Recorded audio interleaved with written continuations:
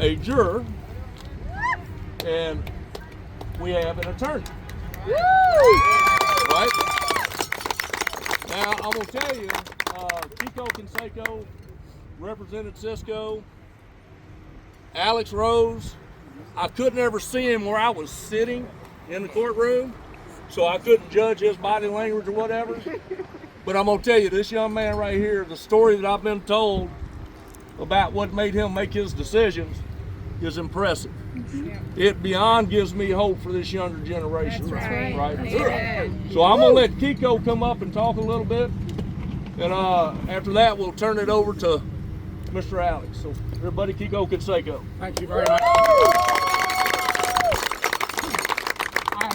I'm really privileged and honored to be here in New Braunfels with you, the Trump Train, because for almost 4 years I've been involved with what the Trump Train is, what the Trump Train did, and how the Trump Train was portrayed in a court. I will tell you this, that the Trump Train is a very legitimate exercise of our constitutional rights, and I implore each and every one of you to go out and recruit your neighbors, your friends, your family to join, because our country is in a crisis that was created by Obama and Biden and Harris. Amen. That's right. And I will tell you one last thing before I close, that it is very important that we recognize that if we do not protect ourselves and be vigilant, this republic, this Constitution, this Bill of Rights that we hold so dear, that our parents gave to us, will vanish. That's right. Eternal vigilance is the price of freedom. Treasure your freedom. Recruit people to go out there and feel the same way. It starts at our schools, and it proceeds all the way up to old age and beyond. God imbued this country with rights that are sanctified by Him, and they are not granted by government. The government is there to protect those rights. That's right. I also feel privileged to have represented the state of Texas in the House of Representatives in Washington, D.C., representing a whole district of Texas. I'm no longer there. I'm just a country lawyer. Thank you all very much. So, spoken like a true attorney, did you hear him say before I close? So there's a veterans rally going on down at Mountain Breeze down River Road. Unfortunately, I can't continue on to that flag run. I've got a barbecue cook-off I'm doing for Q for the Blue. It supports injured firefighters, police officers, and all that. So I got to get back to that. But anybody that wants to continue on doing the Trump Train today, once we come back here, I'm going to pull in. Morgan's going to be behind me. He will lead the way to go down River Road. I think it'd be a beautiful day to go down there to this beautiful country. 15-minute drive up there. Yeah. That'd be great. So anybody that wants to continue on doing that, please do. Please do. We got to inspire as many people as we can. Yeah, it's the Legacy Vets Rally, and their entire MC is all veterans, and they're going to have a lot of other people there, as well as many veterans that are going to show up.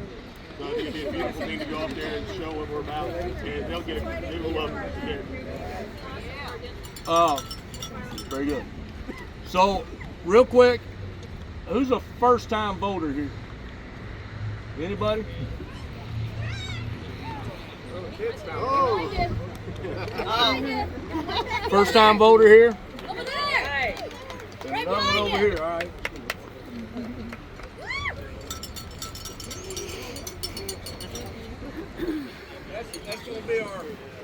That's gonna be our wrap. Thank you for stepping up, being a first-time voter, and you as well. That's your first-time voter starter kit. All right, everybody. With that being said, I'm gonna turn it over to Alex Rose. Yeah. going to make this nice and quick because I don't do good in front of a lot of people. So what I sat through is ridiculous. You guys all know the story between the 6 defendants and how they were stripped of their potential freedoms. It's very sad and scary to see, especially as a younger person. I'm 23. I turned 23 in September. Happy birthday. Thank you. It's unacceptable what we're seeing in this country right now, and if it keeps going this way, we might not have as many freedoms as we have. The left is trying to take away, guns, multiple freedoms that we have, and freedom of speech is one of the most important ones. And our younger generation needs to step up and realize this. And it's sad because a lot of them aren't. And I'm seeing it from my eyes. And a lot of the older generation, like my parents, they don't see things the way that we see them. And it's going downhill really, really fast. And it's more important now than ever to encourage your kids and encourage the younger generation to vote. And, obviously don't push certain things if you guys don't want to push them, but push what's right and push the freedoms that we have, because they're not guaranteed forever. We're seeing what happened to these normal people. So if they're going to keep pushing and pushing and pushing, we have to push back, because it's not guaranteed. So that's all I got to say. All right. Nice.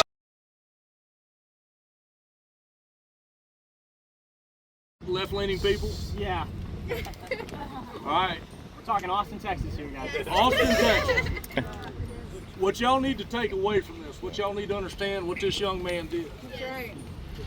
He stood up to the bullies. That's right. They stood up to the bullies. That's right. Right? He made history. Doesn't even know it yet.